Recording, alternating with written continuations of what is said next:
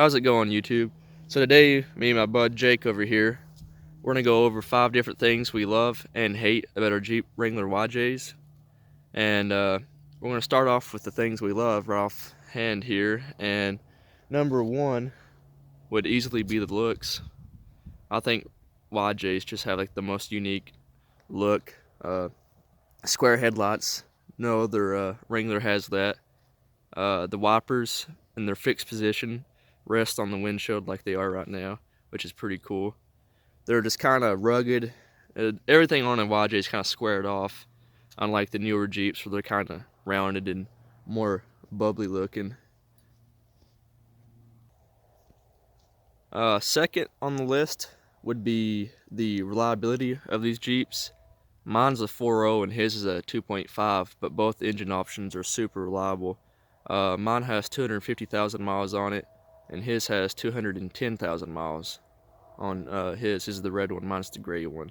And both engines are, like I said, super reliable. They're both fuel injected. We really can't say much about the older engine options like the 4.2 and the carbureted 2.5s.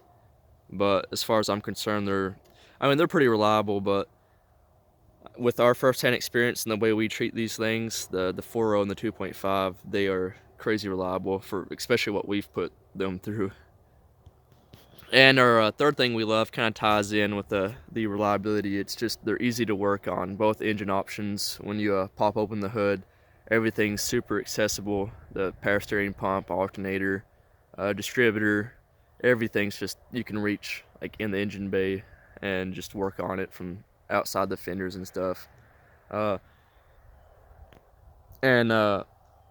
far as like reliability goes, transmissions, they're pretty reliable too. I mean, my AX15 has 250,000 miles on it too, and the only issue I have with it's just the very typical reverse grind. So and even then, like, the transmission's easy to take apart, and we've both done the SYE on our Jeeps, so everything's just, I mean, we done all of that from underneath the Jeep. We didn't even have to take our transfer cases out.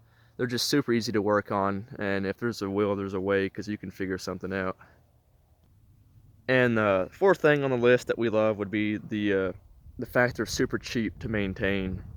Parts are plentiful. You can get them anywhere. Any auto parts store usually has what you're looking for in stock. They share a lot of the same parts. As far as alternators and starters go, I know they're the exact same between the 2.5 and the 4.0, and you can usually just walk into O'Reilly's and, you know, ask them for a distributor or an alternator or something, and they have it in stock. So that's pretty cool. And like I said, we have SYEs that tie into a Ford 8.8, and we can you can pretty much go and pull anything off any truck. People do 1-ton axle swaps, and if you can fab it up, I mean, you can make anything work with these Jeeps to your budget, basically. So that's another awesome thing about the YJ. And the fifth thing would easily be the aftermarket support. As you can tell, both of our Jeeps are modified, and they both have their own unique look. They're not really as popular as like the JKs and JLs and stuff like that, but I mean, for an older, like 30-year-old vehicle, they have plenty of aftermarket support. Soft tops, fender flares, bumpers, headlights, light bars, hood louvers, you name it. They have half doors out there, tube doors, sliders, pretty much anything that you can think of, they have it. And like I said, you can fab it up if you really wanted to. So that's another awesome thing about the YJ. So now we're going to get to the nitty gritty, the things we hate. And standing in 32-degree weather right now, I can tell you we can both agree that the heaters in YJs suck, and I'm going to show you guys why. So looking in the interior of a Jeep, try to look for the vents. Do you guys see any dash vents? Nope. That's because the engineers at Chrysler thought it was a great idea to implement defrost vents only, and for the actual interior cabin heaters, they're down here at your feet. And I can tell you right now, you can have this thing sitting and idling for 20 minutes before you go to work or something to try to warm it up, and it does no good. Stationary and low speeds, the heater can keep up, but as soon as you start driving, it's going to tie into another thing I hate about these Jeeps. but there's air that gets in, especially with a soft top, and it just kind of evens out the heat. Like it'll keep you, I don't know what the word is for it. Like, I guess it's not comfortable, but you won't die, you won't freeze to death. It's just enough to keep the edge off, but they suck. And like I said, the second thing we both hate are the leaks. So that kind of ties in with the heater sucking so bad.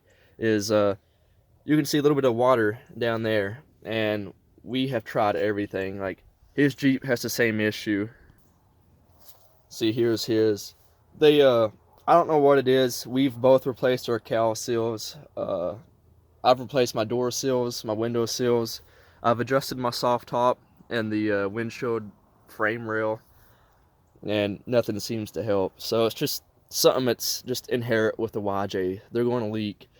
It's not bad, but it is pretty annoying as far as like rust issues, especially if you have carpet, which we both have removed our carpet. And if your YJ does have carpet, and if you use your YJ, I suggest ripping that out and pulling the drain plugs out, because you don't want rust. And excuse the mess in my Jeep, mine's pretty dirty. And another thing we really don't like are the interiors. They're really cheap. As you can see, mine's busted and it's starting to crack into pieces up here. You can see, like right here, just taking apart the dash. I mean, I was being gentle with it and that broke. I was replacing my lights with LEDs. As you can see, they're white. And just doing that, caused that to break. It's just very brittle. And the center console, if yours has the stock one, they suck. Like, this right here is not a cup holder. This is empty, but usually when I'm driving, these will tip over if it's full. Every single time it will tip over, and usually it goes straight for your leg. And basically I mean, these right here, it's barely enough storage. Cup holders, they suck. I don't know what the storage is right here. I just use it for just random knickknacks because it's completely useless as a cup holder. I know the glove boxes break real easily. Mine broke. I had to fix that. And the windshield visors suck. Mine are folded down right now. As you can see, I have a windshield strip right there, and that kind of helps with the sun and stuff. And from the outside, with the window strip, you can't even see the visors because they're so small. But another cool thing is YJs have all your essential gauges. Most cars nowadays, they don't give you a oil pressure gauge, voltmeter, stuff like that. It's they're all bare bones. And his Jeep even has a clock on it, which is pretty cool. Mine doesn't have the analog clock. Mine has a four-wheel drive gauge instead, but I would prefer the clock. But as you can see, he replaced his console, so that's a pretty common upgrade, and that right there should have been factory. But you know how Jeep is. And if you guys are actually thinking about wheeling your Jeeps, the Dana 35 is probably the #1 thing that sucks on a Wrangler in general. I know TJ's had them. The YJ's all had them. There's no Rubicon option with the YJ. So no matter which version you got, you were stuck with a Dana 35. And I can't show you guys what a Dana 35 looks like because we have both replaced ours with Ford 8.8s, which is a super easy swap if you have the slightest bit of fab skills. But I've blew mine up 2 times, and my friend decided he wasn't even going to blow up the first one. He's just going to be smart to begin with and replace his with the 8.8. So with the 8.8, another thing you guys can tackle at the same time is a SYE kit, which eliminates the factory drive shaft, which has a factory slip yoke drive shaft that will slide out if you lift the Jeep too much and you are like flex and articulate. So we both nailed that, replaced that, both issues at once, which is one thing you will hate if you're going to use your YJ the slightest bit, you know, as far as the wheeling and stuff. Okay, I'm gonna try to wrap this video up because it's really cold out here. But rust is another issue we both hate. Frame rust is the worst. Mine doesn't have frame rust, but I mean, as far as this is aftermarket, but you can see my windshield frame right here is starting to rust. I'm gonna have to replace this. But rust is a pretty common issue with the YJ. Well, like I said, mine doesn't have any frame rust, but if you do get frame rust, it starts back here. My friend has one little spot, but that's nothing major. Most YJs, that entire spot's usually completely eaten away.